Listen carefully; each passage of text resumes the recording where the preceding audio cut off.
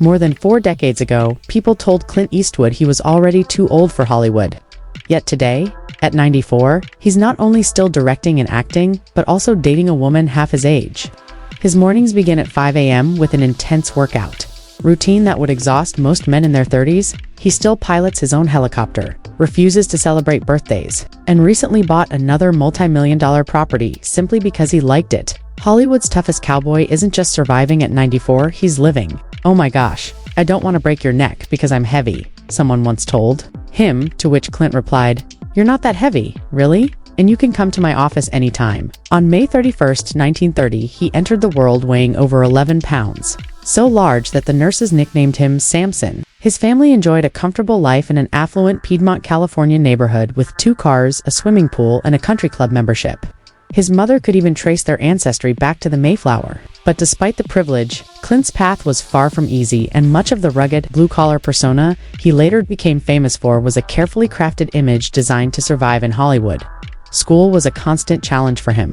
He failed junior high and had to repeat a grade at Oakland Technical High School. Teachers recognized his natural talent, especially on stage, and encouraged him to pursue acting. But Clint ignored their advice, far more interested in cars and girls. His school records showed that he spent more time tinkering with engines than doing homework, and some friends even suspected he never officially graduated. Still, there was one sign of the artist he would become. Clint was an accomplished pianist, practicing until his fingers hurt, and mastering complex pieces few teenagers would attempt. That discipline would one day serve him well when he began. He worked a variety of wild jobs, including one as a logger in Oregon, where a single misstep could have been fatal. Eventually, he was drafted into the U.S. Army and stationed at Fort Ord, where he made extra money as both a lifeguard and a bouncer. One night, he even broke up a knife fight, but his life changed forever in 1951, when he was aboard a Navy aircraft that went down near Point Reyes. Surviving the crash was just the beginning. He then had to swim more than 2 miles through freezing, shark-infested waters. He later described the ordeal as stark terror, and years later, he would draw on that very experience when filming The Cold Water escape scene in Escape from Alcatraz. Eastwood's acting career began quietly. In 1955, he landed a small role in Revenge of the Creature, a low-budget monster flick. He played a nervous lab technician named Jennings, whose big moment involved losing a rat. The director hated the scene, and Clint struggled to deliver his 28 lines, requiring 15 takes to get them right. Paid just $75 a week, he nearly had the scene cut entirely. No one could have guessed that this awkward man fumbling with a lab coat would one day become one of the most iconic figures in cinema in the mid-1950s. Universal Pictures dropped him after only 18 months, claiming he wasn't suited for the screen. Their criticisms were oddly specific, as Adam's apple was too big, his speech too slow, and he had a chipped tooth he refused to fix. Around the same time, Burt Reynolds was also released from his contract, and as they stood in the Universal parking lot, Reynolds joked, "You're really screwed. Because I can learn to act you. Can't lose that Adam's apple." While speaking with a story, Sparks was struck by Eastwood's tall, striking appearance, which led to a meeting, a screen test, and eventually a leading role in the Western series Rawhide. Soon, his face was on the cover of TV Guide, and producers hailed him as a rising star. Despite the fame, still, he stuck with it, and within 3 weeks of airing, the show had broken into the top 20 TV ratings. Filming, however, was grueling 6 days a week under the sweltering Arizona sun. His pay skyrocketed from $750 per episode to an incredible $119,000 per episode by the time the series ended.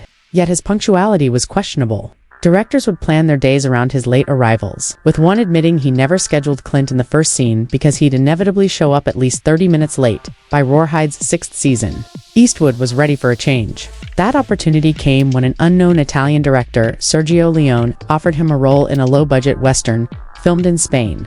Leone was so aware of Hollywood's bias against foreign films that he credited himself as Bob Robertson. Eastwood wasn't the first choice. Leone had pursued Henry Fonda and James Coburn, but neither fit the budget. Figuring the film was so small, no one in America would notice if it flopped. Clint agreed, despite not speaking Italian and Leone not speaking English. They relied on translators, hand gestures, and sheer guesswork to get through filming. That movie, A Fistful of Dollars, turned Eastwood into an international star. Remarkably, he designed his character's entire look himself. The black Levi's jeans were his own, which he bleached and distressed. The boots and belts were leftovers from Rawhide. The hat was a second-hand store find. and the poncho and cigars came from small shops along the way. He envisioned his character, the man with no name, as a man of few words, relying instead on body language to project strength and mystery. Even though the character's name changed from film to film, Joe Manco, Blondiotti, saw him as the same stoic gunslinger.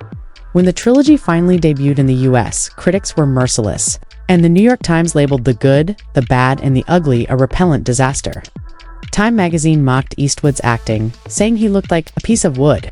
The Good, The Bad, and The Ugly alone earned nearly $39 million and sold more than 44 million tickets.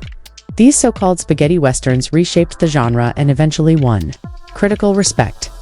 Eastwood's rise continued in 1971, who dropped out after months of preparation. Paul Newman passed because he didn't agree with the politics, but recommended Eastwood instead. Other stars including John Wayne, Robert Mitchum, and Steve McQueen also turned it down for various reasons. Eastwood not only accepted, but also brought in his own production company and director. In 1978, Eastwood made an unexpected career move by starring in Every Which Way But Loose, a comedy about a brawling trucker and his pet orangutan, Clyde. Critics thought it would ruin him after all. The tough guy from Dirty Harry was now co-starring with a monkey. But Eastwood trusted his instincts. The film grossed over $100 million, becoming his biggest box office hit at the time, and its sequel earned another $70 million. Tragically, Clyde's story ended in horror. The orangutan was reportedly beaten to death by his trainer after stealing donuts on set. Eastwood had never been afraid to take risks. In 1975, while filming the Iger-sanctioned mountaineering thriller, Climber and the crew was killed by falling rocks. As both the star and director, Clint nearly shut down the production, but instead chose to perform the dangerous stunts himself, proving that his toughness wasn't just an act.